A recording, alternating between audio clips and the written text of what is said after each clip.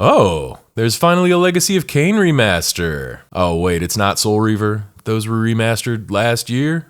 Okay. Is it that weird 90s goth Zelda game where you play as a bitter old vampire that sucks blood from 6 feet through the air and shouts, "Ve Victus" over and over again? Ve Victus! Still no? Oh, this is Legacy of Kain Defiance, the kinda middle-of-the-road one that tried to slap Kain and his rival Raziel into the same game. I remember it as a cheap bargain bin disc from a secondhand shopping spree at some long-extinct media outlet, and I'd be surprised if you remember it at all. Okay, so let's take a look here. They're selling skins. Not a great sign. I remember having some pretty fun punch-em-ups up in here, and the story was pretty cool, so it can't be all that bad, right? Today we're gonna look at a remaster of Legacy of Kain Defiance. Did this game need a remaster? Beats me, but I guess we'll see how it goes. Full disclosure, I did get a review key for this, but these thoughts are my own. Aspire has no bearing on what I say here. As always, pressing the buttons down there helps us out immensely, and you can support us on Patreon or YouTube memberships, like all the brave champions down here. We'll talk about this much later on. But for now, let's get ready to shred some souls and suck a bunch of dudes from across the room. Oh my! No, not like that. As we shift back into the dark world of Nosgoth. My name is Boss Sauce. And I'm Roland Coons. And together, we are the two-headed hero. Back in the 90s, developer Silicon Knights and publisher Crystal Dynamics were at the top of their game. They had Kain. They had Gex. They had...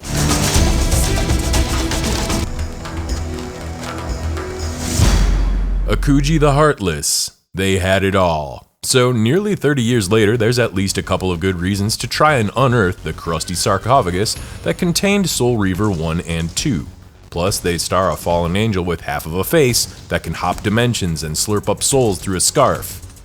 Yep, Raziel was pretty awesome, and we're gonna see him again here. But in Legacy of Kain Defiance, you'll also take control of the titular title character, Kain, once again, who by now has become a crotchety old Nosferatu that looks like he bench presses a minibus every morning and walks around like he dropped a load in his pants. Kain's story was pretty much over after the Soul Reaver series concluded. He's got the mighty soul-reaving sword of legend and sits atop a big golden throne, presumably thinking about how awesome he is, and decided to use this power to create the Seraphon, his weird kids, made out of soul stuff. But I guess he's still got a bug up his butt about the Seraphon that defied him in the last couple games. I guess it's some kind of revenge angle for the Seraphon not worshipping his almighty power to a satisfactory degree, even though Kain bursts into a cloud of bats like a season finale of What We Do in the Shadows every time he dips a toe into a puddle of water. Bat! So Kain decides to pick up the wiggly blade of destiny and take matters into his own hands. Playing the original 2003 version of Defiance is rather miserable nowadays. Everything about it screams piss-poor PC port, which was pretty common for the landscape of the time, and honestly, still kinda common today. Consoles were making all the big money and ports for PC gamers were seen as an afterthought. The old version is still on sale on GOG right now, at least as of writing this, since originals tend to mysteriously disappear as soon as remasters pop up out of the woodwork at a higher price. But even so, let's just say you're not going to have a good time with the out-of-box experience for the old game. To be honest, the opening moments weren't too bad. That main menu music slams you with some bangin' early 2000s goth jams.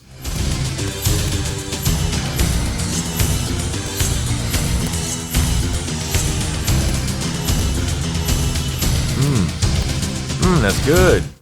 I was also pretty surprised to see that this game from 2003 supports native 4K resolution. However, this is an illusion. Changing resolutions caused the game to lock up and crash for me multiple times. I did finally manage to get it sorted out into 1080p, but this game was meant for a 4x3 monitor, so all the movies are stretched out. Get used to seeing the lumpy moon above and the chonky vampire below. The art direction's on point though. Everything in the land of Nosgoth looks, well, pretty goth. Ornate doors, castle turrets, drippy green sewers, crumbling stone ruins. I absolutely love the vibe here. It's one of the reasons I fell in love with the Legacy of Kain games in the first place. The soundscape, though, is a different story.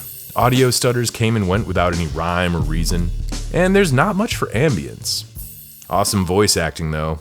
Still so arrogant after all these years, thinking you've devised some brilliant plan. While Kain is out for the blood of Mobius the Mage, Raziel awakens in the Down Below, narrowly escaping the fisherman's wife treatment from a big tentacle god, voiced by the impeccable Tony J. Surrender, Raziel. Abandon this petty rebellion. Maybe I'm having a millennial moment, but you gotta understand, Tony J was the voice for pretty much every cartoon in the 90s and 2000s. Unmistakable actor, super prolific, he always provided great bad guy or mysterious wizard cheese to every performance. Yes. It's rather good, isn't it? The underworld still looks fantastic here too, even though you got a serious case of anime speed lines blurring the screen at all times. I love all the wonky angles and moody lighting, and the monster designs are on point. It really feels like you're escaping the stuff of nightmares. Raziel still looks just as cool as ever and has the same ghost slurping superpowers we've come to know and love, but I was also kind of surprised to see that both of our protagonists played basically the same. As far as controls go, well, this is one of those early PC ports that just doesn't play nice with a controller, so I was forced to putter along with the keyboard. It gets worse. The tutorial is filled with some truly unhelpful action prompts. Press action to attack. Okay, what's the action button? Oh, it's J. Of course, J. Right, I should have known. And you might as well forget about the vampire superpowers. Think about aiming this little dot without the help of an analog stick. Or a mouse. It's not great. On the plus side though, Kain and Raziel both have a laundry list of expandable beat-em-up moves and some limited telekinesis. It's a pretty fun setup, especially once you realize you can pull down archers from the walls and pummel them until they submit to being human juice boxes.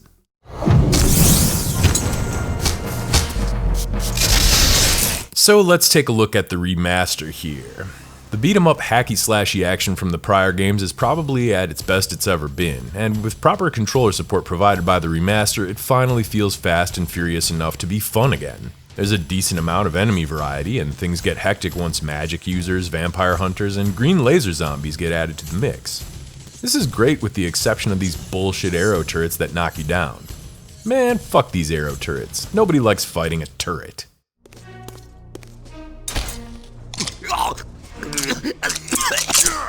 Overall though, I was having a pretty good time comboing them into submission and doing ridiculous air juggles.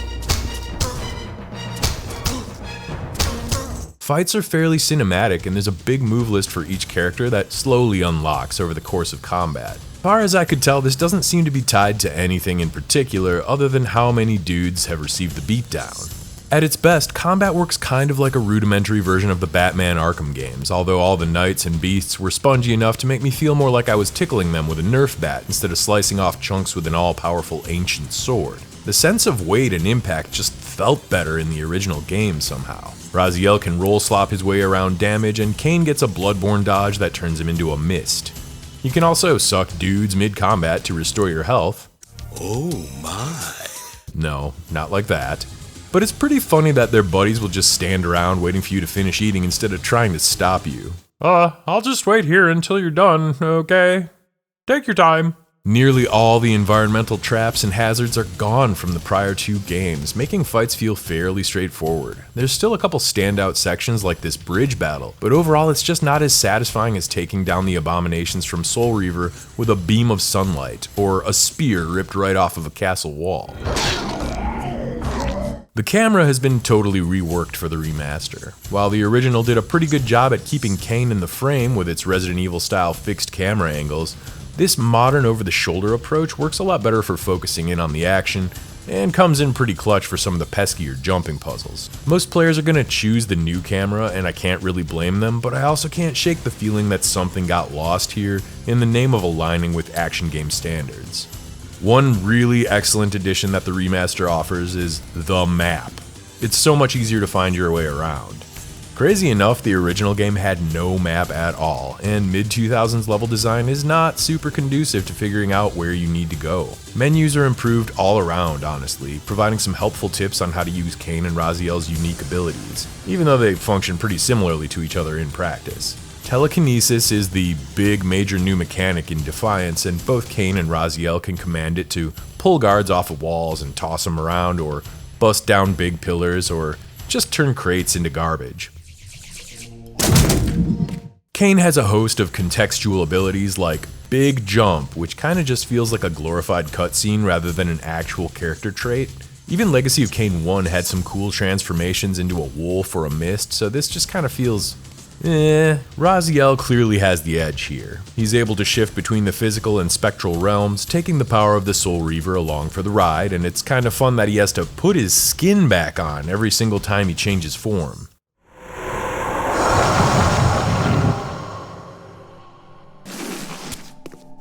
Unlike Kain, who hasn't had a bath in millennia, Raziel can also swim freely in the water. Water loses all of its viscosity in the spirit realm, however, becoming light as air, so this forms the basis of several of the game's puzzles, just like in the original Soul Reavers. The rest of the puzzles pretty much just involve 1. Finding keys, 2. Remembering where the hell you need to put that key you just found, and 3. Figuring out how to get to that place way over there. All this in service of gathering Metroidvania upgrades for the Soul Reaver so that you can unlock the next area. I really love the mechanical change-ups here, although this speaks more to the quality of the original game's design, rather than any touches provided by the remaster. The story structure of Defiance also struck me as a bit of a weak point. No shade to Amy Hennig, she's got some of the best chops of all time in game storytelling and a resume that stretches across continents. But shoving 2 primary protagonists into a linear, chapter-based action-adventure RPG type of thing is gonna make for a disjointed experience no matter how you slice it. So I'm gonna try to break this down in a paragraph or 2 as far as I understand it, but the Legacy of Kain universe is a pretty complicated one. So once upon a time, Kain used to be a noble, but he was unjustly murdered. Or maybe justly murdered, it's never really specified. A powerful vampire wizard lord brought him back from hell so he could get revenge. Kain ended up being so good at revenge that he ended up ruling Nosgoth for 1,000 years at the point of his trusty wiggly sword, the Soul Reaver. He used the Soul Reaver to create mutant vampire soul baby angels called the Seraphan, and one of these Seraphan grew wings. This was Raziel. Kain was so jealous of the wings that he ripped them right off Raziel's back and tossed him into this big swirling soul hole. But Raziel didn't die. Instead, he was rematerialized by the ancient god Tony J as a soul-collecting servant. Your life had played out, and in my grace, I spared you. Raziel used his soul patrol powers to get revenge on Kain, blazing through his corrupted brothers to do so. Then I guess the sorcerer Mobius, working in concert with the ancient god, manipulated the timeline by manipulating Raziel. The Reaver's long-dormant spirit was now fully aroused. This kind of stuff happens frequently in Nosgoth, and the fate of these powerful magic pillars, called the Pillars of Nosgoth, comes into play just as frequently. Between all the comics and games, there's a bunch of time tomfoolery going around here, and honestly this is all way more complicated than I'm going to try to explain since this isn't a lore video. Anyhow, in the opening moments of Defiance, Kain infiltrates a Seraphan compound to try to get at Mobius. Raziel escapes the underworld once again to try to destroy the Soul Reaver's corrupting influence on the lands, and meet his fate by becoming the Wraith inside of the sword.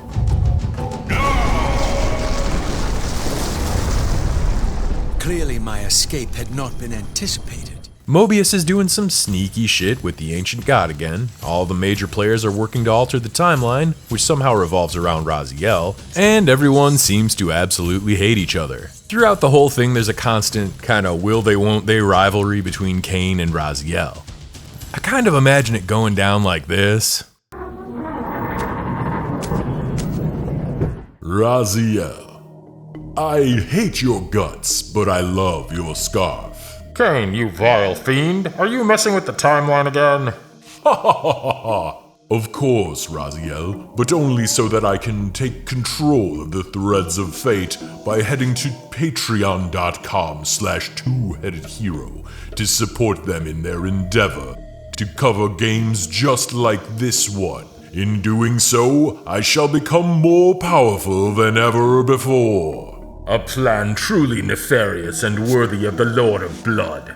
Early access to videos, special Discord roles, and exclusive content would surely rip Nosgoth asunder. But I bet you forgot one thing. To like and subscribe the video. Almost had me, Raziel. but I also left a comment describing how wonderful it would be to have fingers instead of these weird claws. Kain, my former master, I can't quit you. Who am I trying to fool? I would say we should make out, but I don't have a lower jaw. And scene. So let's get deep into the sights and sounds. This is a remaster, so we're only going to get the best of the best, right? Right? The settings menu is bereft of graphics options other than full screen, so that's not a great sign to start with. At least we no longer get the stretched out moon and chunky vampire in the original, although it definitely looks like Kain still powerlifts shipping containers in his spare time. The new visuals look more detailed, but kinda weird on top of 25-year-old animations. Even weirder is the inclusion of new cosmetic skins. Some of them for sale. None of these options look particularly brilliant, and all of them are missing that comic booky quality that Soul Reaver handled so well. But if you really want to play as human noble Kain and handsome zombie Raziel, I guess you got some options. The reworked models are also kinda hit and miss. Some were clearly redone with great care, while others just had a texture upgrade flopped on top. Mobius looks freaking weird in high res. And the land of Nosgoth does have an ornate style to be sure, but some of the textures looked kinda busy and over-designed compared to others. Something smelled real funny about this. Like, check out Kain's low-res hair texture against his weird, craggy face texture. That's strangely disproportionate. So I looked around at the Steam page, and of fucking course, AI Remaster. What is this? So, in the past, we vowed not to cover any games that we know use Gen AI assets, and I guess this already makes me a liar. I hate that. This is really my fault for not looking at the fine print before nearly completing this review, but I guess it's better to warn you all about it than let this week's work sit in the dumpster. I discovered ethereal gases rising from the moldering corpse within. If you really hate the new visual style, there's a button toggle to swap between the remaster and original visuals mapped right to the controller. And to be honest, I kinda preferred the more consistent style of the chunky 2003 stuff. AI can't replace art direction. If they would have just added the map, the controller support, and the widescreen, and left the rest alone, that probably would have been enough for me. So how does this thing sound? Well, side by side, the audio does have some improvements in clarity and quality. Sound effects are still painfully grabbed from that same stock library that's been going around since the early 90s. But there's something to be said for the very cool original music pumping away in the background. It's a greatest hits reel of early aughts fake orchestra, goth industrial samples, little weird creepy voices.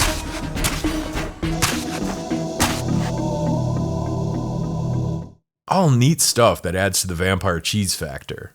As I already touched on, the original game has a wealth of high quality voice talent. I don't think anything was re-recorded here at all, especially since, well, Tony J is no longer with us. But it's feasible that Aspyr got their hands on raw source files rather than the compressed assets. And Ve Victus returns, so hey, there's that. Ve Victus! Ve Victus! Now I'm wondering if they used AI plugins to spice up the audio too. If that's the case, I would almost rather have it be crunchy mode, like that Metal Gear Solid Delta remaster. Hey, don't you go getting any funny ideas. So the biggest draw for this remaster is probably on the technical side. Getting the game working properly on a modern PC with a modern controller is a major pain. This PC Gaming wiki page is a mile long. So were you hoping to pay $25 for a remaster of a 2003 game that still crashes?